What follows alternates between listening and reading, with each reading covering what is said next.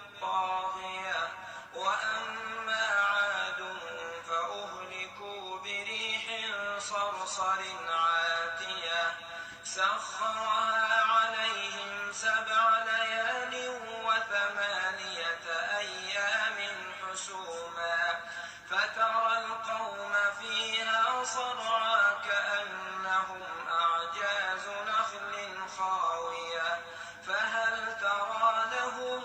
من باقية وجاء فرعون ومن قبله والمؤتفكات بالخاطئة فعصوا رسول ربهم فأخذهم أخذة رابية إنا لما طغى الماء حملناكم في الجارية لنجعلها لكم تذكرة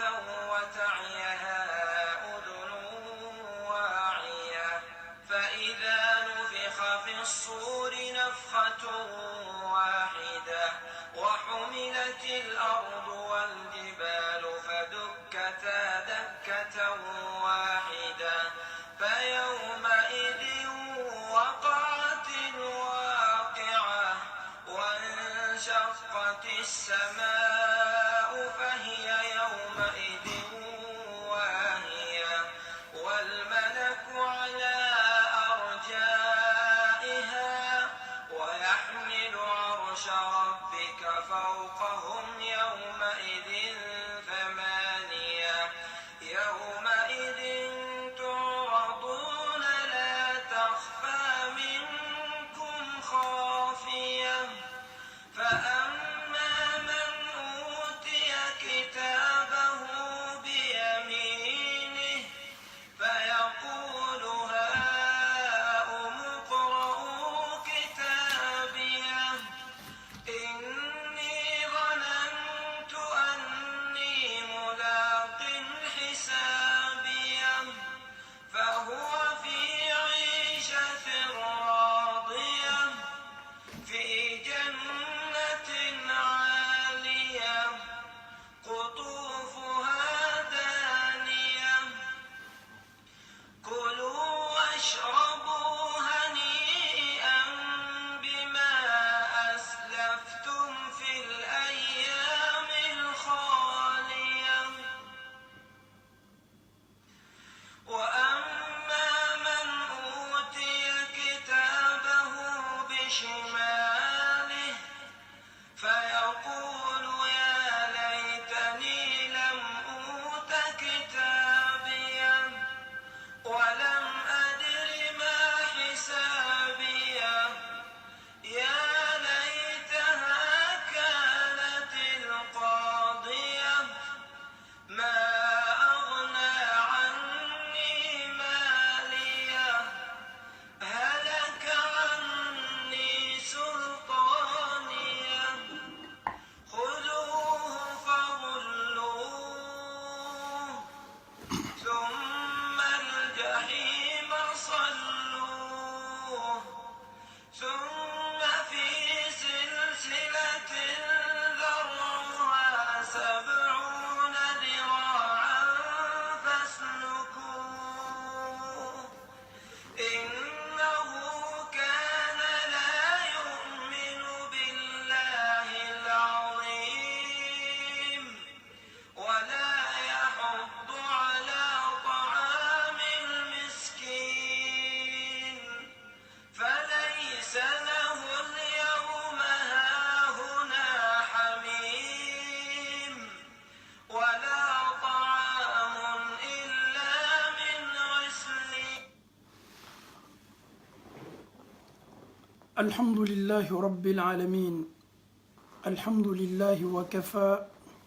والصلاة والسلام الأتمان الأكملان على رسول الله محمد صلى الله عليه وسلم رب اشرح لي صدري ويسر لي أمري واحلل عقدة من لساني يفقه قولي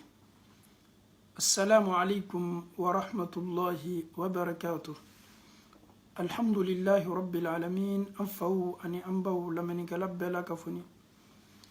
Ninye Allahu Ta'ala ka jɔnw la ninye o ka layɔrɔ laban na.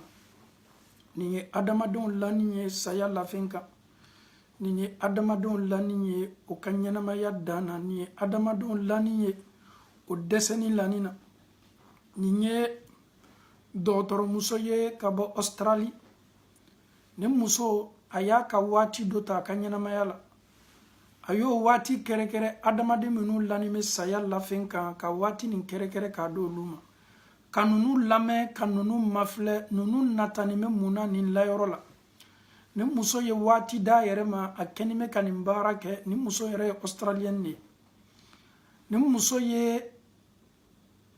hakilinata jumɛn ye banbagatɔw la tuma min na n'o lanin bɛ saya lafɛn kan. A ye ko belebele looru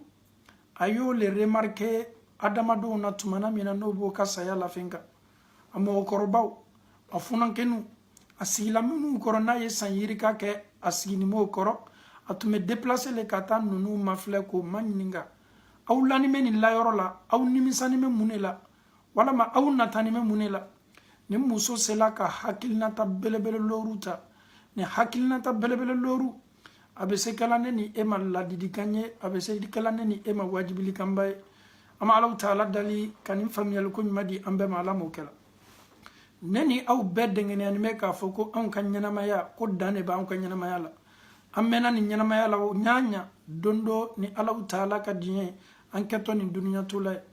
Mais komi fana ma kaba ni m'o bɛɛ ye an kɛtɔ duniya to la ye bolo jumɛn kan o le kabako ka bon n'a bɛɛ ye. Ya Allah est ce que anw kɛtɔ an kɔ don la duniya na ka sɔrɔ ani Alahu Ta'ala tɛmala ka di wa walama ani Alahu Ta'ala ka di walama anw kɛtɔ duniya nin to la ye ka sɔrɔ anw ni Alahu Ta'ala cɛ bɛ di.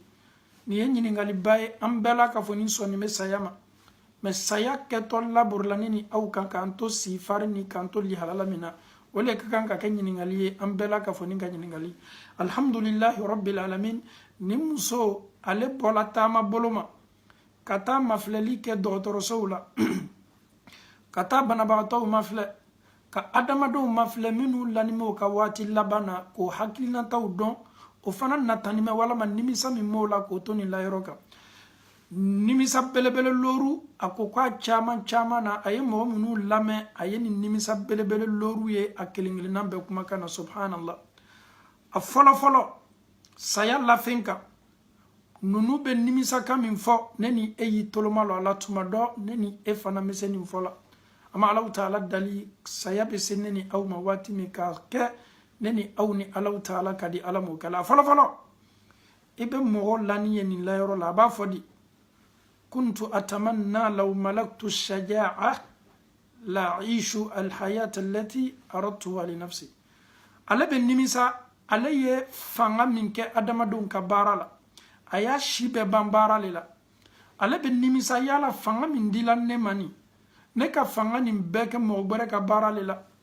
N tun bɛ baara yɔrɔ n tun bɛ usine n tun bɛ société la mais yala est ce que ne yɛrɛ ka fanga nin ta k'an yɛrɛ kun nafa wa. N ka nin fanga bɛɛ bila adamaden wɛrɛw ka disposition de la subhanallah. Nin ye nimisa belebele ye nimisa fɔlɔ min fɔtɔ adamadenw bolo subhanallah. I b'a kumakan mais je regrette de ne pas avoir eu le courage de vivre ma vie. Donc ne ye n ka vie kɛ adamadenw ka vie le la. Courage ba tun bɛ ne la fanga ba tun bɛ ne la. Ko mɔgɔ minnu lanin bɛ saya lafɛn kan a caman bɛ nin kuma sugu fɔ ka d'a kan a lanin bɛ yɔrɔ min a dɛsɛnin bɛ fanga foyi t'a la kɔ. Donc ale miiriya bɛ mun ye jaa ne do kan ka fanga nin kɛ baara la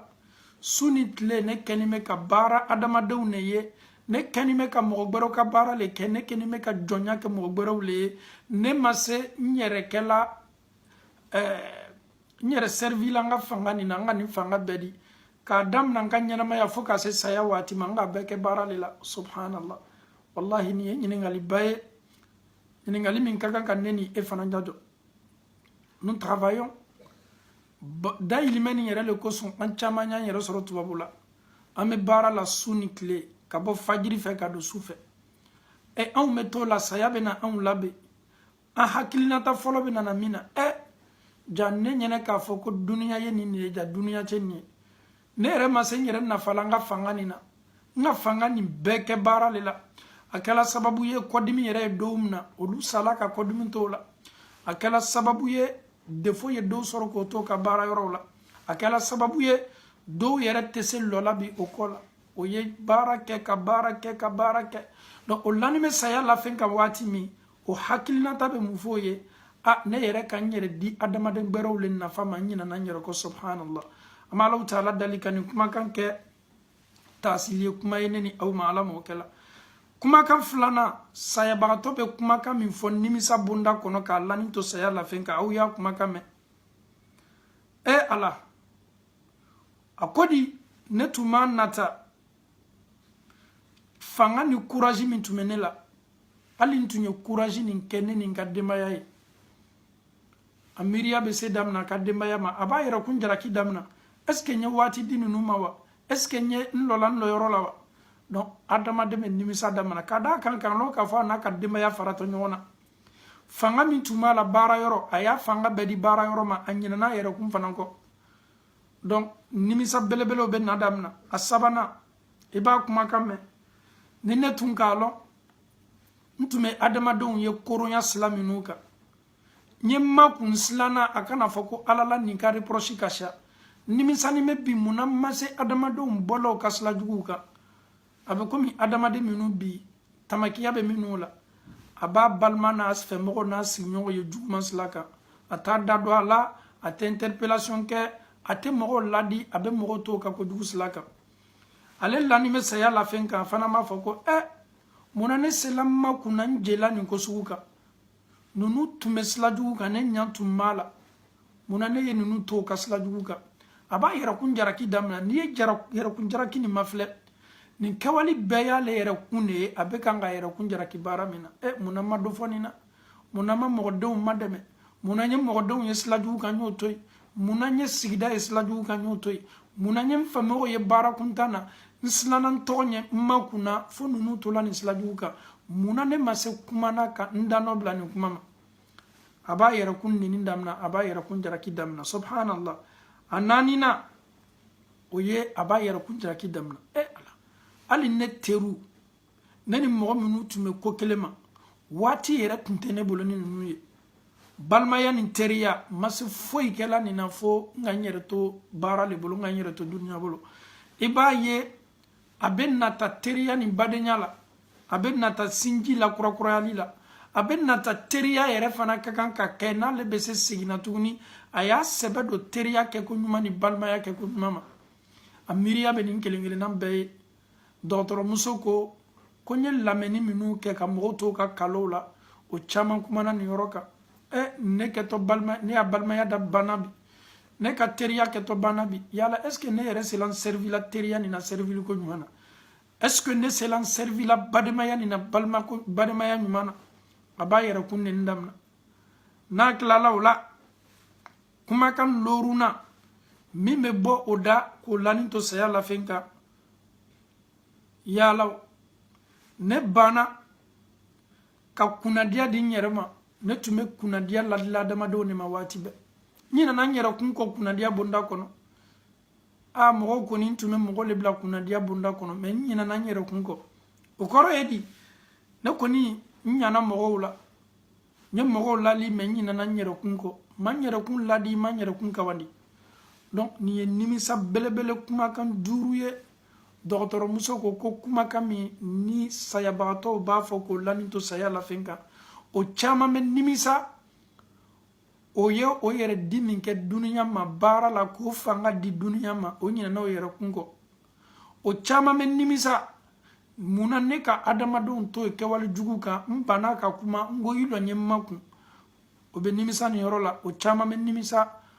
munamma mako do balmaya ni teriyala andi sinji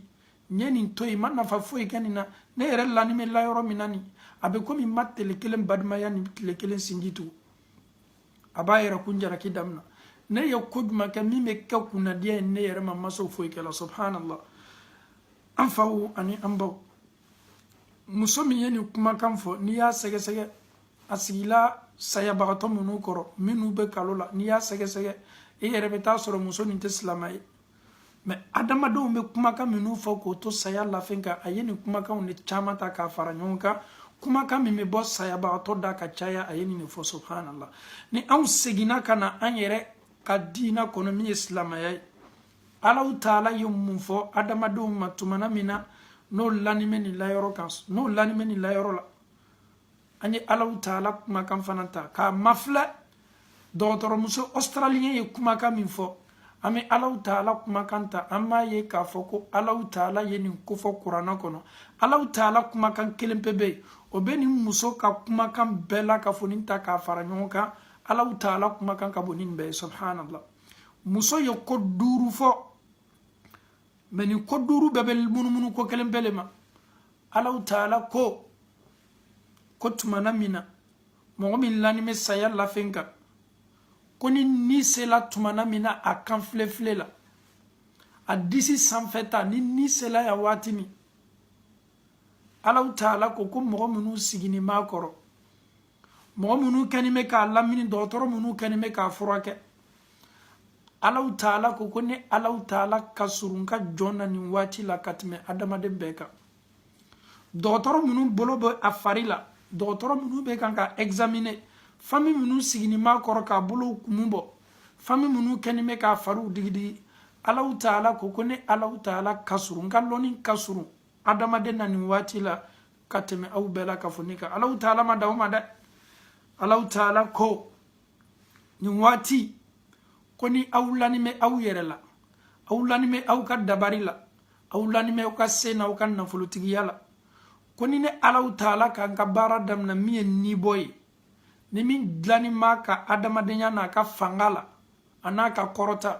yene Allah taala ka nila sigi a ngetu fa ka karfam nanala ya foko pouvoir bi bolo dabari be e bolo fanga be bolo mi matebe Allah taala nila sigi subhanallah Allah taala koko aw tese sete awye o fangate awla o loninte aw bolo ka adama de nila sigi afarila nene Allah taala kan ganya mariala buri sayaba otoka Allah taala kuma kan kile ni fanga ka boni la lelikambe subhanallah ansitese ambe joni me kan ka bana ba to mafleni dayorola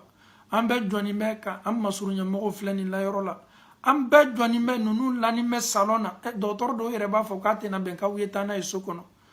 ambe surunya ka janya lukono mo bela ka funi me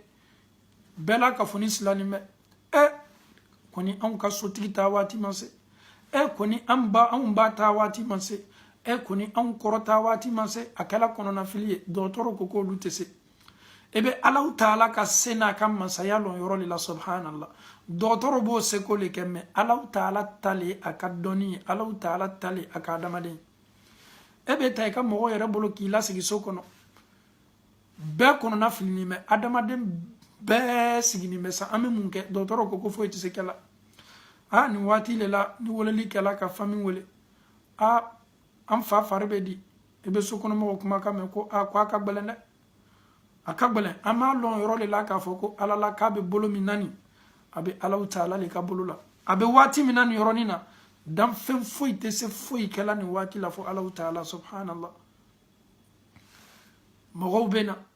ebe do kame aw yi jija kana to be do aka mo be kuma damna mo min lani men la yoro la Allah taala ko kalla idha balagati التراقي وقيل من راق وظن أنه الفراق والتفت الساق بالساق إلى ربك يومئذ المساق ألو تالك كلا أو منو كلمة الله أكون نواتلا أو منو كلمة كنما ينغليك كلا ne Allah taala bena foli kofo aw yeni watila idha tumanamina balagati taraqiya wa qila man raq subhanallah ni adama den desela watimi ni sela disila watimi ni be kanga bo watimi ebe adama don be kam watila bebi ka hakilina tadi antitana iflabola ni fenit wabu flama se nafanya nama bebi tadi anyetana docteur karama sirafe Allah taala be kanga anjabi me ante Allah taala ka qur'ana kuma kan lamena ka tasina Allah taala ko وقيل من راق فوليكتو منا دوتور نمودو فراكللا نمودو فرافلودو وظن أنه الفراق الله تعالى كم من داني من دايرولا ne ala te dale dama doron ka kuma note na Allah taala ye dada ma o yoroni na ka kuma aka mogo ye aba fo am fawni am baw aw ye frasandabla aw kana ka wardo ordonnance la ko aw kana foy kenne la ko kada ka ne lani me la yoro minani foy tena ne klala ni la yoro la ne satole subhanallah kada ka akeni me ka Allah taala ka kabaku ko minu ye Allah taala keni me ka hijabu do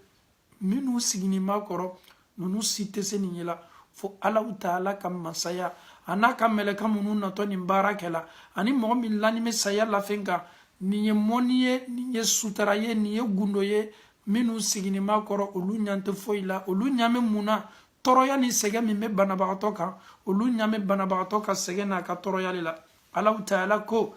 bambagato banabagato badon annahu kwale alfirakat hatoli aketa dunya tolay foyte na balla talima donc ni wati nyona la ale era sigini meka ando mafle anyama fe mo bela atesla foykela e nele ye muso furu ka deun soro ne deun ne sigini men koroya ne te se foykela kan to la yoro ni nan deun te se foykela muso te se foykela wala man te se foykela kambali sayama nsatoli foyte nan balla sayama aslamo ni wati bele neni au kanyana mayala anyisla ni yoroni ame Allah taala kuma kan tatuni qur'ana kono kanani aya kelen fasari Allah taala ko wattaqu yawman turja'una fihi ila Allah kunna meseslana ni lonye domi antena sela ni la sigila anyerla ni bowati an femo dotoro sitena sela ni la sigila an farila kwanyisla ni longelen penye lomi anta to katana nye Allah taala bara ikison itatole imison itatole ye nafolo soro itatole ima nafolo soro itatole ye baraka itatole ma baraka itatole iliman yale itatole ma liman yale itatole nintali Allah taala ko turja'una ne Allah taala keto au kosigina lomi kaula kosigi kadaka ni kosigili tola au yerebolo au site nata sayala mais saya swate au bolo ne ala le ba laburi awuka me saya laburi awuka kabanka awla sigine Allah taala ka nyanama ya fulana ma nyemin lati awye me kaburu nyanama ya Allah taala ko ni yoronina ibe adama de nya bosoni anya bosoni me na ya nya boso ile mina na ya nya jo emina ya rebe islam wallahi edi mo mi tume ko kele masu anitle ole lani meni anya bosoni me anya gbani me fangelen fe atesla fo ikala yere ko nan sela kan yoroni assistant kanyana mayala kase adama dem maflela ka to kalola a toro yale do ka kaloy do be toni kalola wallahi tele sabat tele nani tele doru obeni toro yala kalola toro ya kalola te to masir juguye kadaka an yere ka cidem belebele Muhammad sallallahu alaihi wasallam atorola ka to aka kalula afari washila washijibe kangabo afari la nyabema kira sallallahu alaihi wasallam atorola toroya yere le tumi ala karaka nibo wati ado fola ko ni damfen son hermale nibo keto sono yala kan noya ni ala taala ka damfen bete me ala kara torola asegela nibo wati itme kamero koro flaka sege farajonka ala kara ka sege tunga bonin subhanallah niye fari mafle afari tun kalama afari be kanga washiji be kanga ba fari la chugumi Aisha radiyallahu anha abe kanga fani bla jila kabanka fani la boka Allah afuruta sinmanka Muhammadin sallallahu alaihi wasallam amuso Safiya ko ala ne chele toroni mete ala toroya be Muhammadu le kante ala manata ala ma toroya ni wuliliya ka bon furuce ka Muhammadu ka Safiya bintu Huyay ala karaka yahudiya muso akuko toroya mi me Muhammadu kan ni nyorani na nche ni ala be se toroya ni yelemana ne kanka ala kara fari la foni subhanallah kira torola de ka lanin to saya la fenka a yɛrɛ hakili jigila a ye suma min domu Khaybaru fɛ ni poison tun kɛla suma na a ko ko n kɛni bɛ ka nin poison baga bɛɛ fana ye n ka saya waati la subhanallah o ye ne ni aw ka ciden belebele Muhammad sallallahu alaihi wasallam Aisha bɛ kan ka fani bila ji la ka fani la kan dɔ ye bɔ a fari kalaya la dɔ ye bɔ a fari kalaya la a tenda a fari ji bɛ kan ka bɔ a la cogo min ji bɛ kan ka bɔ a la o cogo la o ye jɔn ye Alahu Taala ka danfɛnw ka sɔn hɛrɛ ma a mɛ danfɛn min ɲɔgɔnna dan dugukolo kɔ kan a tɛna ɲɔgɔn danna o le fana lanimɛ nin layɔrɔ laban na nin tɔɔrɔya bɛ kan ka bori a kan a yɛrɛ kodi inna lil mauti la sakarat inna lil mauti la sakarat inna lil mauti la sakarat ko saya ka kuna Ala la saya diminimɛ Ala la saya tɔɔrɔya ka bon jɔn y'a fɔ anw ka danfɛnw ka sɔn hɛrɛ ma ciden senimanba Muhammadin sallallahu alaihi wasallam Ala kɛra ma nin fɔ k'a to tɔɔrɔya tun t'a kan dɛ n'i y'a ye a ye nin kumakan fɔ ko inna lil maut la sakarat Ala la tiɲɛ na kunaya ni tɔɔrɔya ni dimi min kofɔla saya la Ala la n ye nin kunaya nɛnɛ n ye nin kunaya ye n ye nin tɔɔrɔya ye subhanallah anw ka ciden belebele Muhammad sallallahu alaihi wasallam muso sigini mɛ k'a lamini denbayaw kɛni mɛ ka sigi ka ciden belebele lamini a kundani mɛ a furumuso senima Aisha kan nin tɔɔrɔya bɛ kan ka labori a kan nin tɔɔrɔya bɛ kan ka labori a kan alhamdulillahi rabbil alamin kumakan looru ni est ce que Ala kɛra nimisala wa a ma nimisa dɛ ka d'a kan a ye ko kɛ a y'a seereya a ko ko Ala Allahumma shahad Ala seereya ye n ci min kɛ ka taa danfɛnw ma n y'a laseliko ɲuman na Ala n ye n seko kɛ Ala ye min di yan n y'a kɛ alhamdulillah nimisa belebele loori min ni a caman na adamadenw ka teri k'a fɔ mumunu tɛ nin kumakan fɔ mumunu bɛ kumakan gbɛrɛ le fɔ min ni nin tɛ kelen ye o ye mun ye mumunu bɛ jɔn ka baara ɲumanw la Abu Huraira y'o fɔ an ye k'a lanin to saya la fɛn kan a ye kasi damina a kasila ka kasi a fɛmɔgɔw ko a ma Abu Huraira ye kira jɛɲɔgɔn ye ye kira ka sahaba ye Abu Huraira fana bɛ kasi k'i to saya la fɛn kan Abu Huraira ko jamaw ma ne ka kasi kun tɛ k'a fɔ n kɛtɔ duniya to la n satɔ dɛ ne ka kasi kun ye mun ye ɲɛnamaya min daminatɔ n bolo nin min ye kaburu ɲɛnamaya ye n ka kasi kun m'o le ye ɲɛnamaya nin de ka jan kosɛbɛ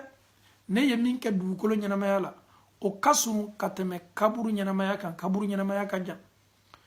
Abu Huraira yɛrɛ ma don silamɛya la joona ale donna silamɛya la kɔfɛ le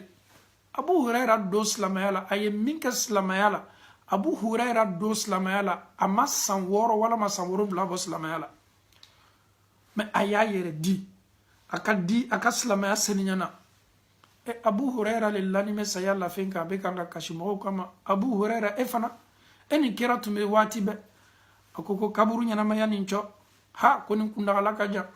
baara min kɛla ne bolo min ye n ka sɔrɔ fana ye est ce que ne ka baaraw kɛtɔ ma dɛmɛna ka se nin ɲɛnamaya kundagala jan kɛla ni ne tun y'olu kasi kan ye olu nimisala o ye baara ɲuman min kɛ o ka baara ɲuman nin est ce que baara ɲuman nin bɛ se o supporter la fo ka taa se wulilo ma wa olu ka nimisa tun y'o le o ka baara ɲumanw o nimisala mun n'a ma caman kɛ ka fara kan o do y'o seko kɛ o ye caman kɛ ka fara kan subhanallah wallahi Abubakar Siddiq radiyallahu anhu Ala kɛra kɔfɛ fisamatiyaba di la cɛ belebele min ma a ka sahabaw cɛ ma a mantonw bɛɛ cɛ ma kɛra kɔfɛ Abubakar le bɛ yen Abubakar tumana min na a denmuso Aisha dola kan kɛra muso senimanba Aisha ko a ma ko ne fa tɔɔrɔnin bɛ bi Aisha ka kumakan dumanw fɔ damina k'a fa lanin to kalo la Abubakar ko a denmuso ma ko Aisha n tɛ fɛ ye nin kumakanw fɔ n hakili lajigi saya la ka d'a kan n taatɔ fa min o le ye tiɲɛ so ye Aisha kana kumakan foyi fɔ kumakan min bɛ remorte Aisha kumakan fɔ n ye min b'a to n b'a dɔn k'a fɔ n lanimɛ la yɔrɔ min na min ye saya la yɔrɔ ye n lanimɛ tiɲɛ la yɔrɔ le la n fana taatɔ tiɲɛ so le ten a ko n denmuso Aisha n bɛ kumakan min ɲini i fɛ ne Abubakar n tɛ fɛ ni Alahu Taala ye n ka kalifa minɛ n'a kan to nin layɔrɔ la n denmuso l'i ye i jija i ye nin ladilikan lase n tɛ fɛ n ye kasan kɛ ni fani kura ye n ye fɛ n ye kasan kɛ ni fani de ye fani min ma jiginin bɛ ɲanamaw le mako bɛ fani kura la anw suw mako tɛ fani kura la subhanallah Aisha jija nka fani fila min me nka fani kɔrɔ fila min me nin sala kan kasange ola Aisha bene Abubakar wasa subhanallah nunu nimisala ko to saya la fenka muna o ye baara ɲuman min kɛ ala la on ya nata tun ye min ye o ye caman kɛ o do ye caman kɛ Abubakar y'o fɔ a denmuso ye subhanallah Umaru fana lanime nin layɔrɔ la a ta min kɛla ka bɔ misiri la kana n'a ye a ka so kɔnɔ an bɛ Alahu taala dali an ka karamɔgɔ an'an ka imamu Mali la ko dɔ fana ye an ka imamuba dɔ tɔɲɔ Mali la ka baga maa taatɔ misiri la fajiri seli yɔrɔ k'a bɔnɔ a nin na karamɔgɔ cɛ ka sukoya kɛla kunna an bɛ Alahu taala dali k'a fara seyidu feerew kan Alahu taala bolo ala m'o kɛla nin karamɔgɔ cɛ ka saya bɛ an hakili la jigi jɔn ta la o le ara kɛra janɲɔgɔn belebele Umaru al-Faruq a fana tatɔla seli yɔrɔ de la muru dɔ la kɔnɔ karamɔgɔ cɛ lanime la yɔrɔ min na ni an m'a nata k'a jigi k'a fɔ ni Alahu taala ka diɲɛ ala m'a farala seyidu feerew kan a bɔnna nin la le gwansan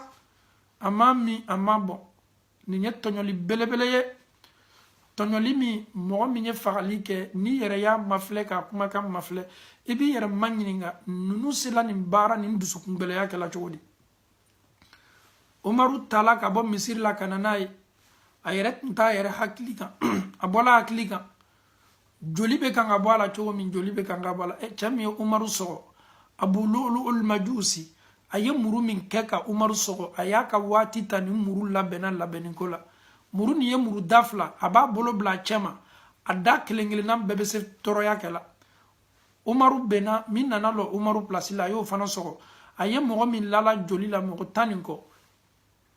mɛ silamɛw tola u ka seli kan seli ba min kɛla Alahu taala y'a to o ye nin cɛ faga Umaru taala ka na n'a y'a ka so kɔnɔ a hakili bilala a yɛrɛ la Umaru lani fana bɛ nin layɔrɔ la est-ce que Umaru nimisala wa aw ye Umaru kumakan mafilɛ a lani bɛ nin layɔrɔ la o bɛɛ n'a ta a natani bɛ Alahu taala ka hinɛ ni Alahu taala ka nɛɛma kɔ subhanallah a y'a ye k'a fɔ ko a kun lani bɛ a dencɛ sen kan a ko a dencɛ ma da khadda abika ala turab n dencɛ i fa Umaru kunta y'a la duguma a bɔ i sen kan a bɔ i sen kan subhanallah dencɛ ye a fa ta hinɛ le kosɔn k'a fa kun bila a kan hinɛ kosɔn Umaru ko a dencɛ ma i fa Umaru kun bɔ i sen kan y'a bila duguma i fa Umaru kunta y'a bila bɔgɔ la a bila bɔgɔ la a tɔɔrɔ ni ma riwaya dɔw ko Umaru sɔgɔla sɔgɔli la min fanga bonyana ko ji min dila ma walama nɔnɔ min dila Umaru ma k'a lani to nin layɔrɔ la a y'a min kɛ dɔrɔn a bɔla a kɔnɔ la bɛɛ ye nɔnɔ ye jigila subhanallah Umaru ko k'a kunta k'a la duguma a y'o fɔ ka bɛn mun ma ko tuma dɔ ni Alahu taala y'a ye nin situation ni nin lihalala la Alahu taala bɛ se hinana la subhanallah nunu lani bɛ layɔrɔ la nunu ka nimisa ma kɛ foyi ye o ye baara ɲuman min kɛ o bɛɛ n'a ta o bɛ fɛ k'o ka baara ɲuman kun don ni baara ɲuman ye Alahu taala ye hinɛ laboro o kan ni baara ɲuman hinɛ fana ye o ma waso o ma kɔrɔta k'o lani to saya la fɛn kan Abubakar ko k'ale kasange fani ma jiginni na Umaru ko k'ale kun bila dugukolo kɔ kan k'a kun bɔ adamaden fari kan Alahu taala y'a mafilɛ hinɛ mafilɛli la nin de ye Ala kɛra ka sahabaw ye minnu y'a fɔ Ala ye k'a bɛna Ala ye minnu ye kɛra belebele nin ma dɛmɛ nin diinɛ laseli la minnu ye sunna darapo ta k'a kɔrɔta minnu sabatila Ala kɛra fɔta n'a kɛtaw kan minnu ye kɛra kanu kira yɛrɛ ye minnu lasawa arijinɛ kɔnɔdon la o ma sa fɔlɔ ko ninnu bɛɛ la k'a fɔ ni bɛ don arijinɛ kɔnɔ o bɛɛ n'a ta ninnu lani bɛ saya la fɛn kan ninnu natani bɛ mun na Alahu taala ka hinɛ ko Alahu taala y'a ka hinɛ laboro kan a ma dan o ma a y'a dencɛ ci taa ka taa kira muso sɔrɔ ye a fɔ Aisha ye a ye diɲɛ n su ye don Ala kɛra ni Abubakar kɔrɔ n natani m'o fana na ninnu bɛ saya la fɛn kan o natani tɛ foyi la fo hɛrɛ an ye Ala kɛra jɛɲɔgɔnya dugukolo kɔ kan yan n fana ɲɛfɛ ni n kɛla safɛn ye n su ye don Ala kɛra kɔrɔ subhanallah kaburu ɲɛnamaya n y'o latɛmɛ n'a ye a dencɛ nana ka na Ala kɛra muso sɔrɔ ye Aisha a ko Aisha n ye n fa Umaru kumakan ye ko n y'a f'i ye ko n'i bɛ se diɲɛ na ni Alahu taala k'a ka kalifa minɛ a la u ye diɲɛ n fa Umaru su ye don Ala kɛra ni i fa Abubakar su kɛrɛfɛ Aisha ko Umaru dencɛ ye ko n tun ye yɔrɔ nin labɛn n yɛrɛ le ye n tun ye fɛ ni n fana kɛla safɛn ye nsuye do mfurucɛ seniman kɛrɛfɛ ani wolofa bɛrɛ min ye abubakar ye mais komi umaru ye yɔrɔ nin kofɔ ni alahu taala sɔnna mɛ diɲɛ ka nin yɔrɔ to umaru bolo umaru suye do ya subhanallah nunu ye ɲɔgɔn kan nunu kɛla ɲɔgɔn fɛ nunu ye hɛrɛ nata ɲɔgɔn ye jɔn t'a nata nsuye do ala kɛra kɔrɔ muso jɔn t'a nata a musow la nsuye do ala kɛra kɔrɔ aisha ka nata tun ye min ye nsuye do nfurucɛ seniman kɔrɔ mais komi umaru ye nin maɲiningali kɛ umaru ye nin demani kɛ aisha ko umaru dencɛ ma a fɔ i fa umaru ye ko ni alahu taala sɔnna ni umaru kɛla safe ye ɲɛ umaru su bɛ don ala kɛra ni abubakar kɔrɔ umaru dencɛ sigina ka na ni nouvelle fɔ umaru ye umaru ko a dencɛ ma ko n dencɛ ko aisha y'a lamina mais min ɲini fɛ tuma dɔ a y'a lamina maloyalan ma ni n kɛla safe ye i jija tuma dɔ n tɛ ɲɛnamaya la kɔ yeta aisha ma ɲininka nin kumakan kelen na subhanallah alahu taala ye umaru ka karifa senima mina umaru la alfaruq sheitana tun bɛ sila bila cɛ min ye belebele do lala nin lon a dencɛ nana ka na kuma fɔ aisha ye n fa alahu taala y'a ka karifa mina la a ko n ye segi fana k'i ma ɲininka yala est ce que i diɲɛna wa a su ye don ala kɛra kɔrɔ sallam ani abubakar radiyallahu anhu a su ye don nunu kɔrɔ aisha ko ka umaru to ɲɛnamaya la n ye nin lamina ye umaru sanu kɔ mun na n ban tuguni k'a fɔ umaru su kana don donc aisha ye nin fɔ ni kɔnɔnadiya fɔli ye a diɲɛna umaru su ye na ka na don ala kɛra su kɛrɛfɛ ani abubakar sidiki radiyallahu an abi bakr wa an umara wa sallallahu ala rasulillahi sallallahu alaihi wasallam umaru su nana ka na don anw ka ciden senima kɛrɛfɛ ani abubakari nunu saba bɛɛ la k'a fɔ ni su donni bɛ fankelen fɛ aisha ka so kɔnɔ o kosɔn aisha ko tumana min na n fa min ye abubakari ye ani n furucɛ senima min ye muhamadu ye sallam nunu fila su la ni tun bɛ n ka so fanfɛla la waati min su fɛ ni n bɛ fɔɲɔ sama n tun bɛ bɔ ka to n ka ladoreki la min ye n ka pijama ye ka da kan n furucɛ bɛ se yɛlɛ n ka pijama na n fa fana bɛ se yɛlɛ n ka pijama na mais kabini umaru su nana ka na don n fa ni n cɛ kɔrɔ aisha subhanallah a ma sɔn tuguni k'a ka lafani don silamamuso an ka kan ka miiri ni yɔrɔ ma dɛ an ka kan ka sutara ta an ka kan ka silan alahu taala ɲɛ aisha ma diɲɛ umaru su dɔ min kɛla a furucɛ ni a fa kɔrɔ ale aisha tun bɛ fani min don min y'a ka ladereke ye a ka fɔɲɔ samadereke i furucɛ b'i ye i ka ladereke n'i ka fɔɲɔ samadereke la i fa fana bɛ se k'i ye i ka ladoreke n'i ka fɔɲɔ samadereke la mais aisha ko karama ni bonya kosɔn silamaya ye muso bonya min kɛ umaru tɛ ne zulma haramu ye umaru mankan tɛ ka ne ye nin fani na umaru su dɔ min kɛla nin fila kɔrɔ ne aisha ma sɔn fani sugu nin dɔ la tuguni subhanallah nin ka kan ka silamɛmuso bila fani ɲuman doli la k'o fariw sutara k'a dɔn k'a fɔ ko sutara bɛ taa alahu taala de kosɔn aw ye nin kɛ belebele mafilɛ umaru bin al-khattabu allah ni bɛ nin saya lafɛn kan nin kɛla a ka nata ye alahu taala ye a mafilɛ hina mafilɛli la k'a da kan a b'a dɔn kira ye kumakan dɔ f'o ye sahabaw ma ɲina nin kumakan kɔ ala kɛra ko k'o bɛɛ bɛ don arijinɛ kɔnɔ a ye mɔgɔ 10 minnu ko fɔ an bɛɛ bilani b'a la abubakar bɛ don arijinɛ kɔnɔ sika t'a la umaru bɛ don arijinɛ kɔnɔ sika t'a la usmana bɛ don aliyu bɛ don sahaba 10 nin bɛɛ bɛ don sika foyi t'a la mais yala munna hali sini ninnu tun natani bɛ alahu taala ka hinɛ na kira ye kumakan dɔ fɔ nin kumakan sabatila sahabaw kunna ala kɛra ko nɛɛma ni kisi b'a ye ko aw si ka baara ɲuman tɛ se arijinɛ dila aw ma subhanallah aw si ka baara kɛ ko ɲuman tɛ se arijinɛ dila aw ma sahabaw ko ya rasulallah e fana ka baara ɲuman don e ka baara ɲuman bɛ se ka arijinɛ di ma wa ala kɛra ko hali ne muhamadu ka baara ɲuman tɛ se ka arijinɛ di yan fo ni alahu taala hinana na k'a fara n ka baara ɲuman kan ka arijinɛ di yan n'o tɛ anw si tɛ se ka arijinɛ sɔrɔ ka bɛn an ka baara ɲuman ma mais k'a fɔ ko ala ye hinɛ i la k'a fɔ ko ala ye arijinɛ d'i ma ka hinɛ i la o bɛ kɛ ka sɔrɔ i ka baara ɲuman le kɛ dɛ donc alahu taala b'i ka baara le mafilɛ k'a ka hinɛ ta k'a fara i ka baara kan k'i ladon arijinɛ kɔnɔ o kosɔn sahaba ninnu o ma segɔni to yen o ma miniti to yen n'o ma nafa bɔ ala ko la o ye alahu taala batoliko ɲuman na saya bɛna se o ma waati min na o lanimɛ saya lafɛn kan o natani bɛ alahu taala ka hinɛ na unnatanime alahu taala ka julumo yafala subhanallah nin tun ye ala karak janyogo senmaw ye o y'a fɔ alahu taala kosɔn k'a mina alahu taala kosɔn nunu ma ɲɔgɔn kɛlɛ nunu diyala ɲɔgɔn ye o ye ɲɔgɔn kanu o ma ɲɔgɔn hasidiya o ye nin kɛlɛ ka bɔ u ka société la mais o bɛɛ n'a ta nunu natala alahu taala ka hina k'o lanin to saya lafen kan an faw ni an baw nin lafen kan adamaden caman bɛ nimisa n'a ka nimisa fɔli ye ni tun bɛ se adamaden kelen kelenna bɛɛ hakili mafilɛla k'o lanin to saya lafen kan do lanin bɛ to saya lafen kan ale miiriya tɛ taa foyi la a ye tɔɲɔli min kɛ k'a to ɲɛnamaya la ale miiriya bɛ tɔɲɔli le ne do ye n dansago tɔɲɔli la do miiriya tɛ foyi ye ala dɔlɔ kɛla sababu ye ka ne labɛn ale miiriya tɛ foyi ye ne ye n yɛrɛ to dɔlɔ bolo a ye n halaki n lani bɛ saya la fɛn min kan nin tuma dɔ n tɛna bɔla la dɔw yɛrɛ lani bɛ saya la fɛn kan a b'a yɛrɛ kun nɛni damina ne ye n yɛrɛ to sikɛrɛti bolo sikɛrɛti ye defo bila n fɔgɔfɔgɔ nin biyɛn bɛɛ la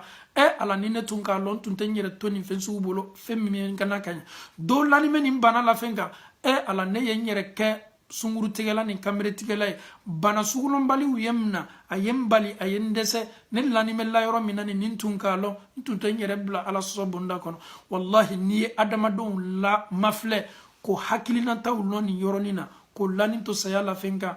i tolo bɛ kuma caman mɛn minnu kɛtɔ a fɔ la ne ye n fa ni n ba kɛ kɔfɛ ko ye ma nunu jate kira do ko sallallahu alaihi wasallam ragima an fumri'in ko adamaden dɔw kɛla kunanbo ye o y'o ɲun gboro dɔrɔ dugukolo kɔ kan o y'o ɲa gboro dugukolo kɔ kan adamaden dɔw kɛla kunanbow ye alahu taala ye a fa n'a ba bila a harijigɛ la ni ma se profiter la ka arijinɛ sɔrɔ a fa n'a ba fɛ i bɛ adamadenw ye nimisa kan na nin layɔrɔ la foyi tɛ se kɛla kɔ ka d'a kan foyi t'a to n'i bɛ se seginna nin ɲɛnamaya la ale banna a dɛsɛla a ye ko minnu ye k'a to yen i b'a ye a bɛ nata nin kɛliw la subhanallah lɔnnikɛla dɔ ye kumakan dɔ fɔ a ka kitabu la a ye misaliya le ta a ko n'i ka nin yɔrɔnin ma filɛ ko a bɛ ko komi su banbagatɔ b'a fɔ ala i sabari i y'a to n ye tile 2 gbɛrɛ kɛ dugukolo kɔ kan ala karo 1 walama san 1 pe di yan ala nye ala kota minnu kɛ n tɛ sigi a si kan kɔ n bɛ nin waatinin bɛɛ kɛlen alahu taala bato la kitabutigi ko k'i bɛ adamaden dɔw ye nin yɔrɔnin na tumana min na n'o ka karifa min na n'o la n'o tala tumana min na ko n'o lala ko yɔrɔ la o su ka kan ka ko waati min na ko i bɛ adamaden ninnu ye o hakilinata a bɛ komi o bɛ kan k'a fɔ ko ala ko ne min le tun bɛ n yɛrɛ ko adamadenw de kɛni bɛ bi ka na ne ko ne dɛsɛni bɛ k'a fɔ olu ɲɛ n ko ka na n ko n ɲam'o la o bɛ kan ka n ko n tɛ se la foyi kɛla k'i bɛ adamaden ye a bɛ komi adamaden bɛ kan ka nin kuma fɔ n'i ye kitabutigi nin ka kuma lamɛn a bɛ misaliya le di ka adamaden bila tagasi la k'i bɛ adamaden lani ye ko a miiriya bɛ kɛ komi a bɛ kan ka fɔ a yɛrɛ ma ne min tun bɛ n yɛrɛ ko ka safunɛ ɲumanw ta k'an yɛrɛ ko n bɛ sɛribɛti ɲumanw ta k'an yɛrɛ josi a la ka parfɛn ɲumanw ta k'a mun n yɛrɛ ma n yɛrɛ tun bɛ n fari mamu tulu ɲumanw la bi ne tɛna se la foyi kɛla adamadenw de kɛtɔ ne ko la ka ji bɔn ne kan ni adamaden banna bɔla ye tumana min na ko adamaden tatɔ k'a lala la kasange la i bɛ adamaden kumakan mɛn kitabutigi ni a ye hakilimaya kumaba fɔ nin tɛ k'a fɔ ko nin de kɛtɔ mɛ a ye misaliya le ta k'i bɛ adamaden kumakan mɛn nin waati ɲɔgɔnna la a bɛ da waati min na a ka kasange la ala ne ka fani ɲumanw ni n ka fani valɛrmaw ne kɛtɔ olu bɛɛ le la k'a to yen n ka basa ɲumanw bɛ n ka placard la n ka waxi ni n ka hollandɛriw bɛ n ka placard la ne yɛrɛ ka hijabu ɲumanw bɛ n bolo ne kɛtɔ n kɔ dola nin bɛɛ la ne kɛtɔ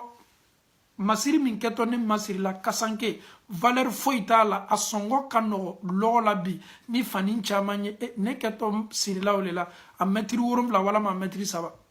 ne do ta kɛla ko ye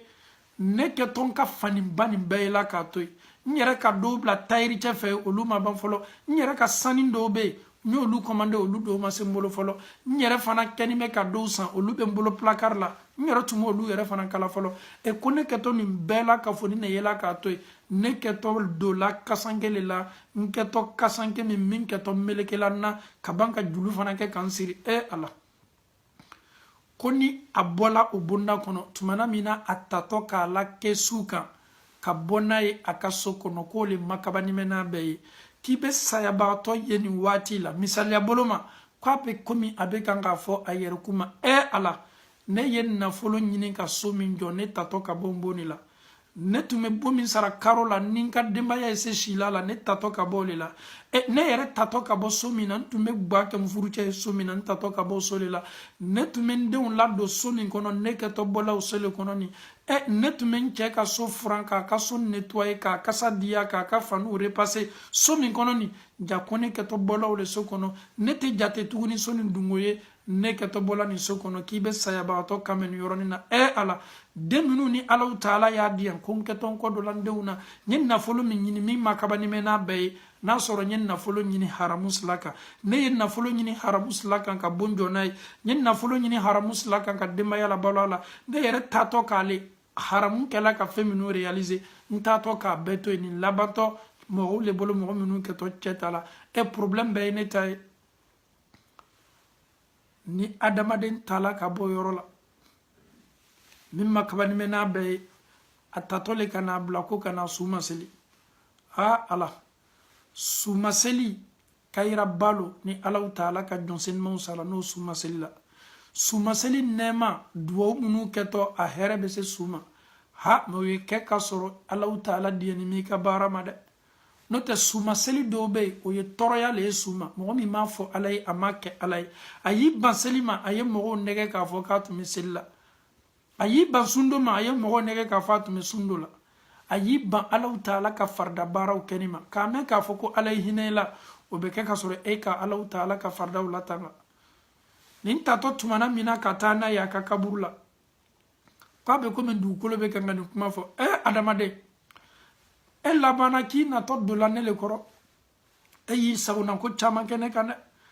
adamaden ye ala kota caman kɛ ne dugukolo kɔ kan m'a dɔn lon dɔ k'a fɔ ko kɛtɔ sigila ne dugukolo nin de kɔrɔ adamaden hakili min s'i yɛrɛ sɔnna k'a fɔ ko funteni bɛ ne kɔrɔ hakili m'a f'i ye lɔngelesi k'a fɔ ko ne kɔnɔyɔrɔ fani bɛ dibi le la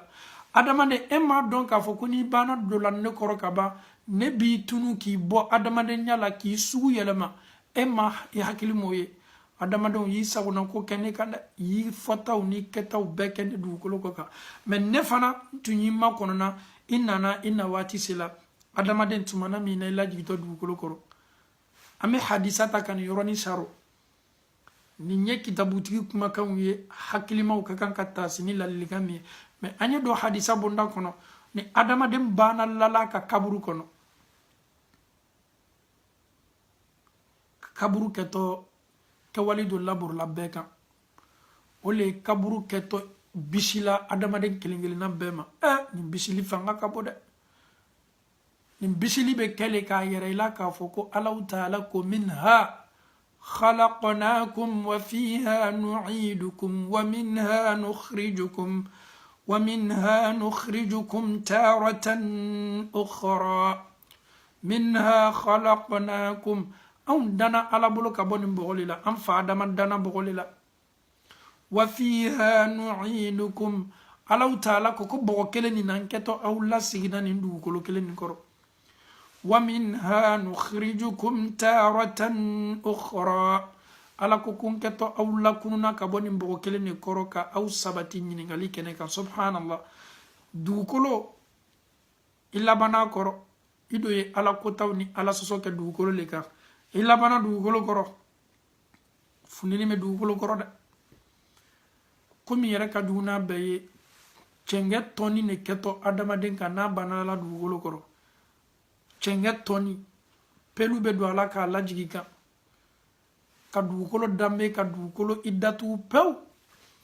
ɲɛnamaw yɛrɛ tɛ fɛ k'i ye kɔ parce que u b'a dɔn k'a fɔ ko su pilasi tɛ yɔrɔ foyi ye fo dugukolo kɔrɔ yɔrɔ anw ɲɛnamaw anw de ka kan ni dugukolo ɲɛnamaya ye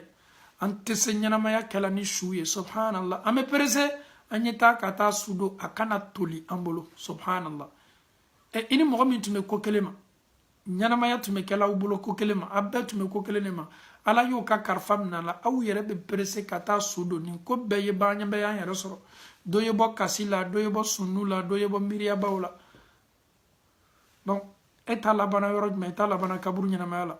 jama caman kɔnna an ye nin ɲɛnamaya la olu fana y'o ka ɲɛnamaya filanan damina hayatul barzakhiya ne ni e fana taatɔ an taatɔ kunnaw la kira ka duwawu don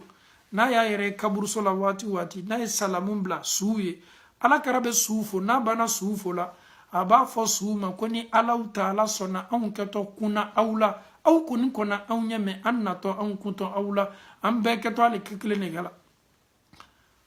ni an sala ka soro ani Allah taala kadi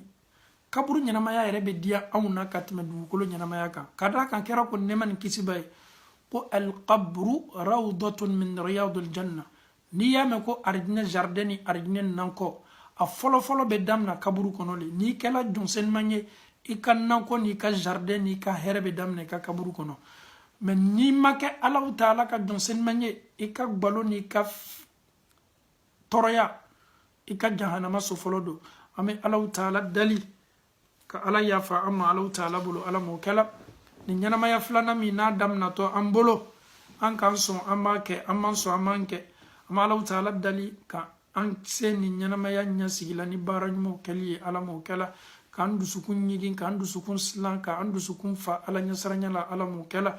kɛwale ni baara minnu bɛ nɔgɔya an ye Alahu taala bɛ labanko ɲuman nɔgɔya an ye ka an fatu limaniya kan k'an ka karifa minɛ n'a ka sɔrɔ ni Alahu taala ka di ka o baara nɔgɔya an kelen kelenna bɛɛ ye Ala m'o kɛla defo minnu bɛ an na Ala sɔsɔ minnu bɛ an na ka Alahu taala diɲɛ ka an seniya ka an jurumuw yafa jani saya waati cɛ ko nɔgɔya an bɛɛ ye Ala m'o kɛla nimisa belebele kumakan minnu fɔtɔ an bɛ Alahu taala dali ka anw ka nimisa kɛ mun ye k'a fɔ ko Ala la an y'an seko kɛ saya fana sela an ma ka sɔrɔ an kɛlen bɛ k'an yɛrɛ di an ye nata Alahu taala ka hinɛ na anw ka nimisa ye kɛ nata ye Alahu taala ka hinɛ na saya waati kan an bɛɛ la ka fɔ ni ta ko ye Ala m'o kɛla Allahumma ij'al akhira kalamina min ad-dunya la ilaha illa Allah Muhammadu Rasulullah sallallahu alayhi wa sallam Allahumma ati nufusana taqwaha wa zakkiha anta khayru man zakkaha أنت وليها ومولاها اللهم أرنا الحق حقا وارزقنا اتباع اللهم أرنا الباطل باطلا وارزقنا اجتنابه اللهم كن لنا ولا تكن علينا اللهم انصر من نصر الدين واخذل من خذل الدين اللهم أنت الله أحد صمد فرد لم يلد ولم يولد ولم يكن له كفوا أحد اللهم آت نفوسنا تقواها وزكيها أنت خير من زكاها يا حي يا قيوم برحمتك نستغيث اللهم تقبل منا صلاتنا اللهم تقبل منا إنك أنت السميع العليم اللهم تب علينا إنك أنت التواب الرحيم ربنا هب لنا من أزواجنا وذرياتنا قرة أعين واجعلنا للمتقين إماما ربنا آتنا في الدنيا حسنة وفي الآخرة حسنة وقنا عذاب النار ربنا لا تزغ قلوبنا بعد إذ هديتنا وهب لنا من لدنك رحمة إنك أنت الوهاب اللهم لا تدع لنا في مقامنا هذا ذنبا إلا غفرته ولا هما إلا فرجته ولا كربا إلا نفسته ولا عسيرا إلا يسرته ولا ضالا إلا هديته ولا جاهلا إلا علمته ولا مريضا إلا شفيته ولا حاجة من حوائج الدنيا والآخرة هي لك رضا ولنا فيها صلاة إلا أعنتنا على قضائها ويسرتها برحمتك يا أرحم الراحمين اللهم اقسم لنا من خشيتك ما تحول به بيننا وبين معصيتك ومن طاعتك ما تبلغنا به جنتك ومن اليقين ما تهون به علينا مصائب الدنيا ومتعنا اللهم بأسماعنا وأبصارنا وقواتنا أبدا ما أبغيتنا واجعله الوارث منا واجعل ثأرنا على من ظلمنا وانصرنا على من آدانا ولا تجعل مصيبتنا في ديننا ولا تجعل الدنيا أكبر همنا ولا مبلغ علمنا ولا إلى النار مصيرنا واجعل الجنة هي دارنا ولا تسلط علينا بذنوبنا من لا يخافك فينا ولا يرحمنا برحمتك يا أرحم الراحمين إن الله وملائكته يصلون على النبي يا أيها الذين آمنوا صلوا عليه وسلموا تسليما اللهم صل على محمد وعلى آل محمد